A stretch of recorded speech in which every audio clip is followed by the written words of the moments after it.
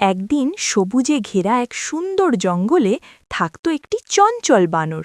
তার নাম ছিল টিপু। টিপু সারা দিন গাছে গাছে লাফিয়ে বেড়াত আর নতুন কিছু খুঁজে বের করত।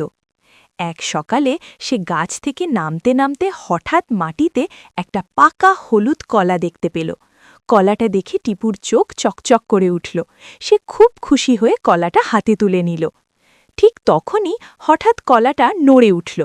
টিপু অবাক হয়ে তাকাতেই কলাটা মুখ খুলে বলল, এই শোনো, আমাকে এখন খেও না, আমি আপডেট নিচ্ছি। কথা শুনে টিপু তো একদম হতভম্ব। সে চোখ বড় বড় করে কলার দিকে তাকিয়ে ভাবল, আরে বাবা, কলা আবার কথা বলে নাকি? টিপু ভয় আর কৌতূহল মিশিয়ে কলাটাকে বলল, তুমি আবার আপডেট কি জিনিস? কলা হেসে বলল, আমি স্মার্ট কলা, আপডেট না হলে ঠিকমতো কাজ করি না। এই কথা বলে কলার গায়ে একটা আলো জ্বলে উঠল, যেন সত্যি সে আপডেট নিচ্ছে। টিপু মাথা চুলকাতে চুলকাতে অপেক্ষা করতে লাগল। কিছুক্ষণ পর কলাটা খুশি হয়ে বলল, আপডেট শেষ, এখন আমাকে খাওয়া যাবে।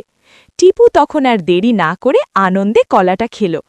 কলা খেতে খেতে টিপু হাসতে হাসতে বলল, আজ জঙ্গলে এসে সবচেয়ে স্মার্ট জিনিসটাই খেলাম। সেই দিন থেকে টিপু বুঝে গেল, এই জঙ্গলে শুধু প্রাণীই না, কলাও হতে পারে স্মার্ট।